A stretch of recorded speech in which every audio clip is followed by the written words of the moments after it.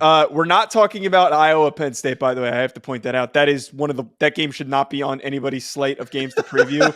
I'm praying for anyone that feels the need to sit through and watch that game. That is going to be a game of no receivers on either side, by the way. Oh. It is going to be just Drew Allar running, and that's going to be it. I think it's going to be 7-0. I'm predicting that as my final score. Ole Miss versus Alabama at 3:30 Eastern time.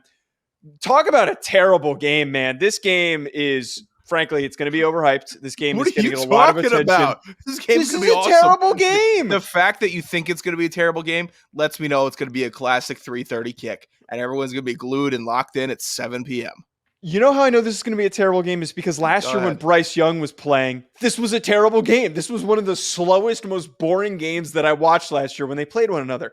I think it's going to be a bad game because, look, we got to be blunt with ourselves. I think that Ole Miss was a little rough against Tulane, and I think that they are going to come out swinging. Alabama is always a team that is going to get an opponent's best.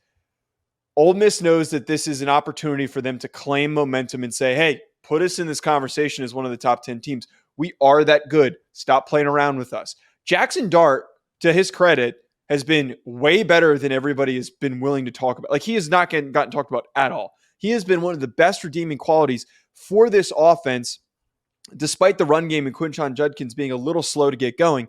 Quinshon Judkins was almost taken out of the Tulane game. I really think that the big defining factor here is Jackson Dart, the quarterback position.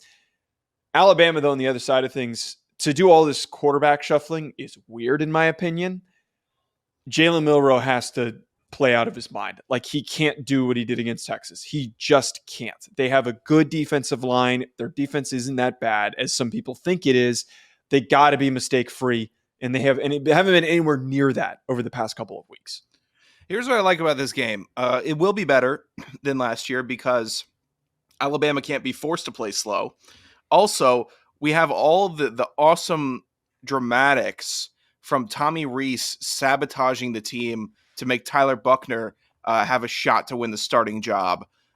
It's incredible what's going on there. How could you bring in two of the biggest goofballs to grace the sport of college football into your program, Nick Saban, where Tommy Rees stinks, Tyler Buckner stinks, and you brought him in and you let them start last week? Wait, I have a theory. Everybody's out there saying that this is like, oh, this is a Nick let him play the other two guys to prove a point.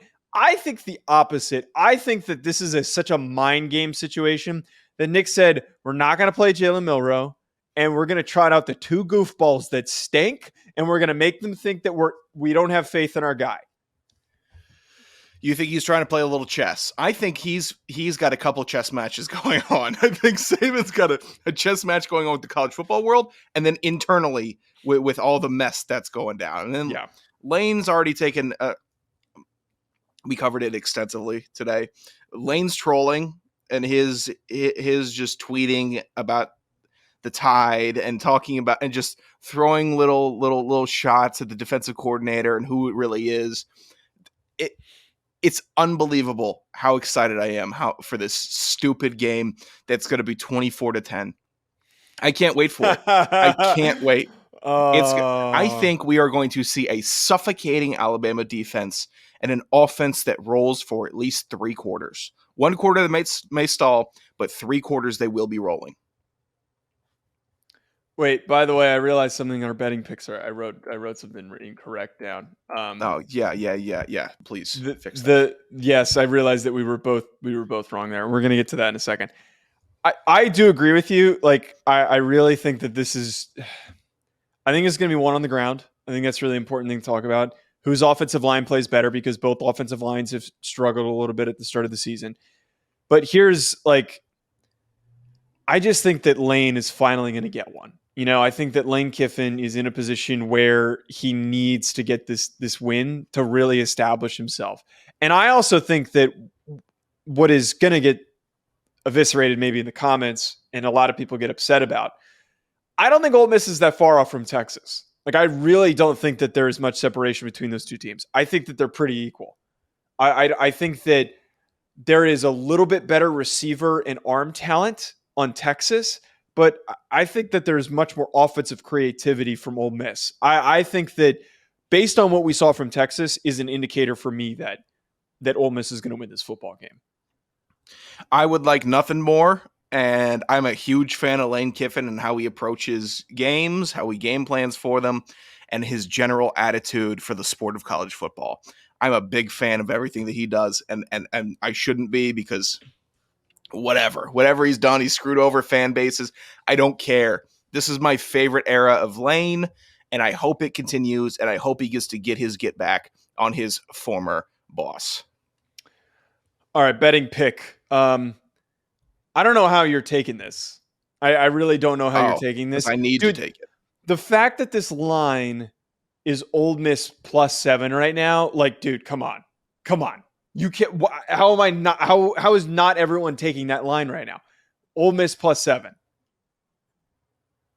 Sorry, your wording threw me off there. I felt like I was on Andor or some other science fiction show that you watch. I am taking shut up. I'm taking Alabama to cover the 7. Just when it's wrong, it's right, and that is what I'm going with. Everybody's rooting for Ole Miss. Everyone likes Ole Miss shtick.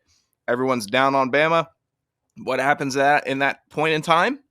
Alabama says, "Hey, we're still Alabama, and we're going to beat you by 7," and that's what's going to happen. I don't make the future; I just tell it.